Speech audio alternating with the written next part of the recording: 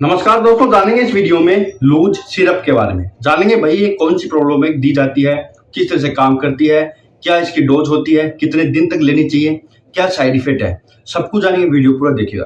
दोस्तों लूज एक पीने की सिरप आती है, लिक्विड आती है। ये 3-4 स्ट्रेंथ में मिलती है, 150 ml, 200 ml, 210 ml, 350 ml और 450 ml और 500 ml। तो कई सारी स्ट्रेंथ में अवेलेबल होती है।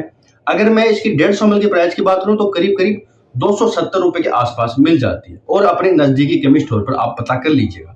लेकिन दोस्तों इसको डॉक्टर ही प्रिस्क्राइब करते हैं, कभी भी सेल्फ यूज मत कीजिएगा। तो डिटेल से समझते हैं भाई कहाँ काम आती है। तो देखिए इसके अंदर आता है लेक्टोलूज 10 mg। दोस्तों लेक्टोलूज इसके अंदर इंग्रेडिएंट आता है जो कि एक लेक्जेटिव होता है।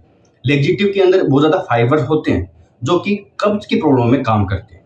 तो लेक्टोलूज होता है कब्ज की प्रॉब्लम के साथ साथ एक हेपेटिक एंसोप्लोपैथी लीवर डिजीज होती है, उसमें भी दिया जाता है। तो दोनों को डिटेल से समझते हैं, कब्ज और हेपेटिक एंसोप्लोपैथी प्रॉब्लम के बारे में। तो जानते हैं पहले कब्ज की प्रॉब्लम है। तो दोस्तों कब्ज की प्रॉब्लम में ये राहत देती है जो लूज सिरप होती है।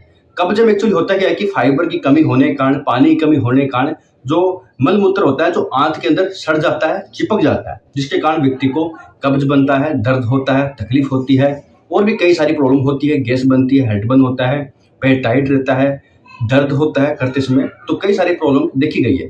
तो कब्ज को तोड़ने के लिए ये पानी को खींचकर आंत में सप्लाई करता है। लेक्टोलूज लेक्जेटिव होता है, वाटर को ये होल्ड कर पानी में इनलेट करता है प्रेशर से, जिससे कि मल मूत्र सॉफ्ट होके चिपकता नहीं है और बाहर इजिली आ जाता है। तो कब्ज की प्रॉब्लम में काम करती है।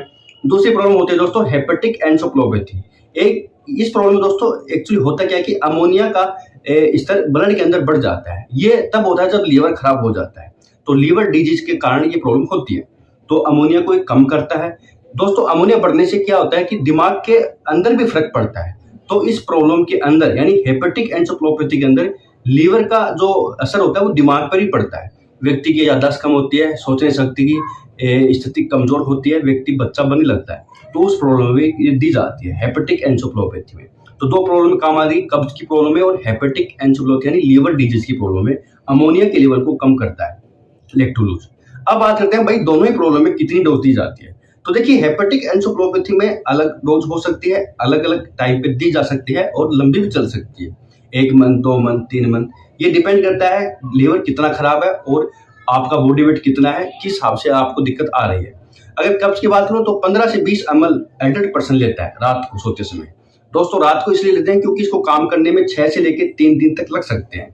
तो इसलिए इसको 72 घंटे तक इंतजार करना चाहिए। अगर आपको फर्क नहीं पड़ रहा है तो 3 दिन इंतजार करना चाहिए, उसके बाद डॉक्टर को बताना है।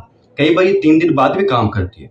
वैसे इसको ज्यादा टाइम नहीं लगता करने में, 6 घंटे बाद कर देती है। रात को व्यक्ति लेता है, सुबह फ्रेश हो जाता है। तो 15 से 20 ml हो सकती है, 20 से 30 ml हो सकता है, डिपेंड करता है बॉडी वेट के हिसाब से और कितना पुराना कब्ज है, बार बार हो रहा है या कोई मेडिसिन चल रही है, सब कुछ देखा जाता है।